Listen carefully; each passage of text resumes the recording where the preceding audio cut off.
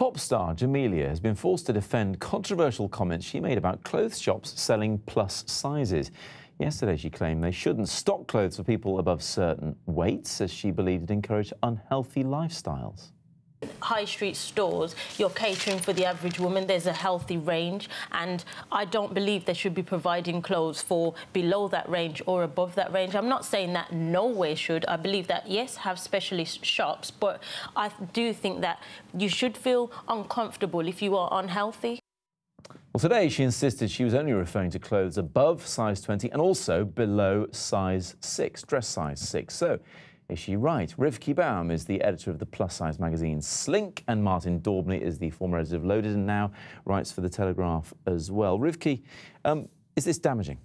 It's incredibly damaging, and it's such an irresponsible comment for someone on such a big platform. You know, we see, and it's on both sides of the spectrum, and we've got, you know, a real issue with mental health problems, especially amongst young women in this country, and it ignores all of those things. The point she was trying to make, perhaps, though, is that people who are underweight and overweight are damaging to society.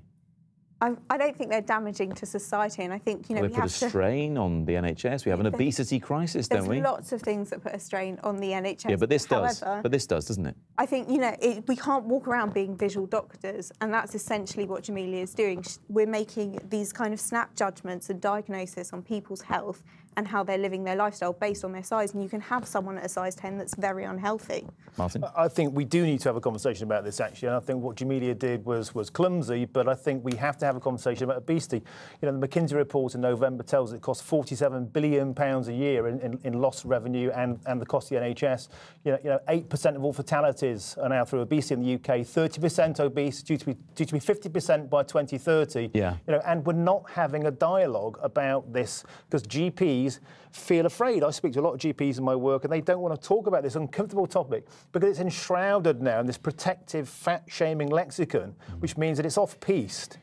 Yeah, shaming is one thing, and obviously not right. That's exactly what she was doing, wasn't she? She's shaming people. Should people who are different size, for whatever reason, really be forbidden from buying clothes on a local high street? I mean, that's a bit extreme. I think we can all agree, you know, her modus operandi was clumsy. Yeah. But there is a serious message behind this that has to be had. And today, you know, she was annihilated on social media. You know, she was jumped upon, and we seem to have lost sight of the fact that we should be having a serious debate about obesity. Louise Chatter has gone in touch. She says, I've always been bigger, even as a child, and I've always had a healthy lifestyle. Some people are born that way, and that's the crux of this, Rivkie, isn't it? It's whether you decide that it's something that individuals can do something about or whether they can't. I think the reason why Jamelia's comments weren't working is because it's very negative, and a lot of negativity will breed other negativity. And I think what we need to do is start separating the idea necessarily of fashion and dress size and health, and actually look at health on a much broader spectrum. You know, we've got much higher costs of living,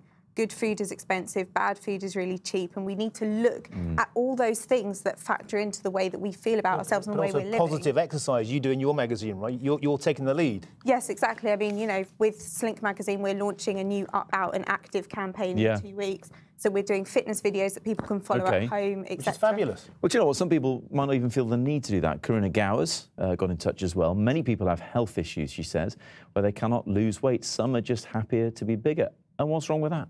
Well, if that's the case, then fine. But I think we should never take the extremes to justify the norm.